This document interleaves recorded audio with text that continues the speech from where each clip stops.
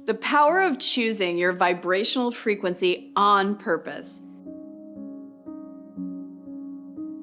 Do you ever feel that you are constantly influenced by other people's moods and attitudes that are around you?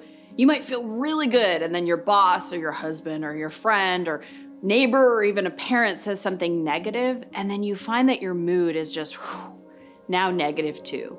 Or just being around someone who's negative pulls your energy down. What if you could choose your vibes and stay there no matter who you're around? Or when you do notice that you're off a little bit, quickly shift once someone says or does something negative. We live in a world of endless variety. Right at this very moment, there are people experiencing meaningful flashes of insight and creating brilliant inventions. There are people who are just now glimpsing a new possibility for their lives. People who are turning their lives around. People who are madly in love.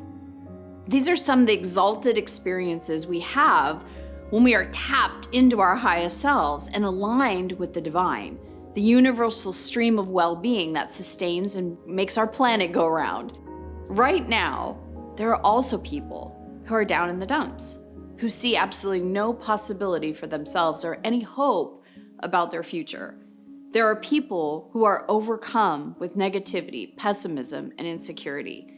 And these painful states of being are a direct result of being cut off from the well-being that is our birthright.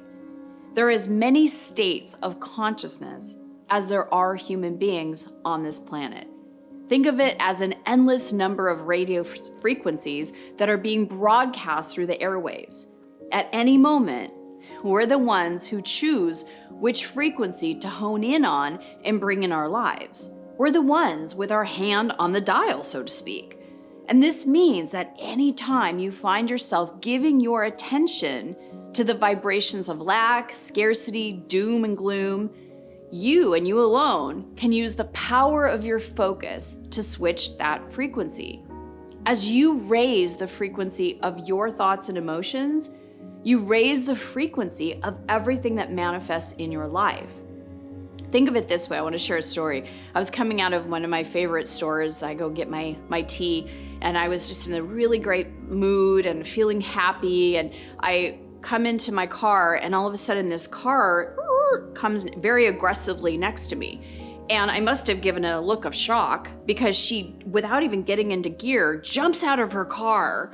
And she's like, "What's your effing problem?" And I was like, I felt like my amygdala, like my brain got hijacked. I was like, "I don't have a problem." And I got in my car and I thought, God, what is her problem? My mind wanted to go to judgment. My mind wanted to go to, why was I attacked? But I sat in my car and I really felt angry.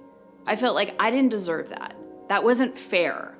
All the places where I was being a victim, feeling like I got attacked, and that happened to me.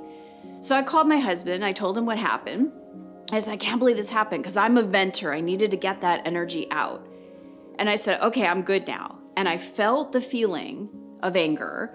I let it release, literally went into my belly as I'm driving, processed out the anger. And what happened instead is I allowed myself to feel compassion. Compassion for myself first. Can't give away what you don't have for yourself.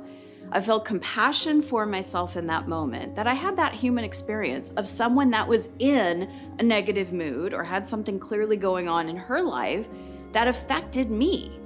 I was also in the understanding that I attract everything. So I felt compassion for myself for needing to attract a situation like that. Compassion for myself in that moment got me back in alignment. And because I was then back in alignment, I wasn't in judgment of her. I actually felt in compassion for her because, again, clearly something was going on with her where she was in a negative space. When we are aligned with love, compassion, with understanding, with forgiveness, when we're there first, we can then send that energy to somebody else. And that person probably really needed it that day.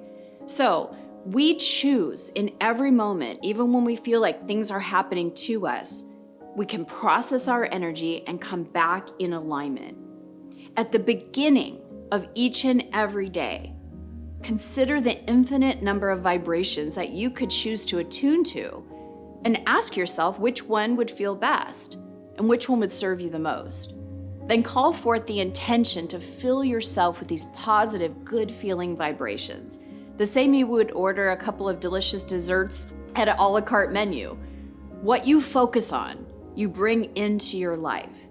And when you fill yourself up deliberately, you can focus on feeling good and keeping your attention off of what's trying to get your attention, the loud, the ugly, the rude, right? And focus back. If you do notice you've gotten off track, what if you could feel better right away? How freeing would that be? You can take just 90 seconds, like in my example with that woman, and just process that energy and come back by your choosing of what you want to tune your dial to. Remember, you are here to thrive and to feel good. Desires are life-giving and they are important to your expansion into joy. And when you choose to feel joy, you are a vibrational match. When you're letting others affect you in your vibration and you continue to flow hostility, judgment towards them and what they did or said or didn't do and say, you're out of alignment. What's your choice is where you put your focus. Pick up your copy of The Desire Factor today.